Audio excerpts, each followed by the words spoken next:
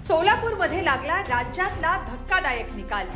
भाजप उमेदवार तुरुंगात, प्रचार न करता मिळाला विजय। शिंदे सेनेला हरवत भाजपच्या शालन शिंदेंचा विजय। मनसे नेत्याच्या हत्येच्या आरोपाखाली शालन शिंदे तुरुंगात। राज्यात सर्वात धक्कादायक निकाल हा सोलापूरमध्ये लागलाय, कारण खून प्रकरणात आरोप असलेला भाजपचा उमेदवार इथं जिंकून आलाय। प्रभाग क्रमांक 2 मधल्या क मधून शालन शिंदे विजयी झाल्यात। विशेष म्हणजे मनसे उमेदवाराच्या हत्येचा आरोप त्यांच्यावर आहे आणि त्या सध्या तुरुंगात आहेत। सोलापूरमध्ये नेमकं काय घडलंय सविस्तर पाहूया। सोलापूर महापालिका निवडणुकीत प्रभाग क्रमांक 2 मध्ये 4ही जागांवर विजय मिळवत भाजपनं वर्चस्व सिद्ध केलंय। महानगरपालिकेतील 102 जागांपैकी 68 जागांवर भाजप विजयी झालाय, पण यात एक जागा अशी आहे जिची अधिक चर्चा होतीये। तो प्रभाग आहे प्रभाग क्रमांक 2। या प्रभागात 4 जागांवर भाजपनं विजय मिळवलाय। यात आमदार विजयकुमार देशमुख यांचे पुत्र किरण देशमुख, कल्पना कारभारी, नारायण बनसोडे आणि शालन शिंदे या उमेदवारांचा विजय झालाय। यातल्या प्रभाग क्रमांक 2 क मधून शिंदेची सेना विरुद्ध भाजप अशी लढत झाली। भाजपच्या शालन शिंदेच्या विरोधात शिवसेना शिंदे पक्षाच्या आफरीन पठाण रिंगणात होत्या। तसंच इथं मनसेसह काँग्रेसनेही आपला उमेदवार दिला होता, पण या लढतीत शालन शिंदे विजयी झाल्यात, ज्या सध्या तुरुंगात आहेत आणि त्यांच्यावर मनसे उमेदवाराच्या हत्येचा आरोप आहे। या प्रकरणाची राज्यात सर्वाधिक चर्चा झाली होती। निवडणुकीपूर्वी मनसे नेते बाळासाहेब सरवदे यांची निर्घृण हत्या करण्यात आली। उमेदवारी अर्ज मागे घेण्याच्या कारणावरून भाजपच्या 2 गटात इथं वाद झाला होता। याच प्रभागातून रेखा सरवदे या भाजपकडून इच्छुक होत्या, पण भाजपनं शालन शिंदेंना उमेदवारी दिली।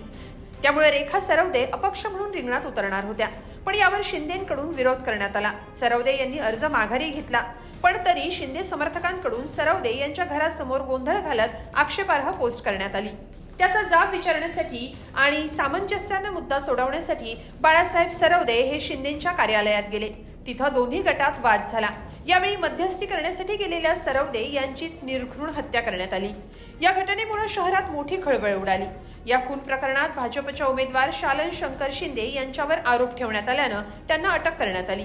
या हत्या प्रकरणात शालन शिंदे, त्यांचे पती शंकर शिंदे यांच्यासह एकूण 15 जणांवर आरोप ठेवत खुनाचा गुन्हा दाखल करण्यात आलाय। प्रचाराच्या काळात शालन शिंदे तुरुंगात होत्या, तरी देखील त्या पहिल्या फेरीपासून आघाडीवर होत्या आणि अखेर तब्बल 4000 मतांनी शालन शिंदेंचा विजय झालाय। दरम्यान बाळासाहेब सरवदे यांच्या मृत्यूनंतर मनसे नेते अमित ठाकरे यांनी सोलापूरमध्ये जाऊन कुटुंबियांचं सांत्वन केलं होतं। यावेळी अशा हत्या होत असतील तर निवडणुका नकोत अशी भूमिका अमित ठाकरे यांनी मांडली होती। सरवदे यांच्या मुलांना पाहून अमित ठाकरे यांना अश्रूही अनावर झाले होते।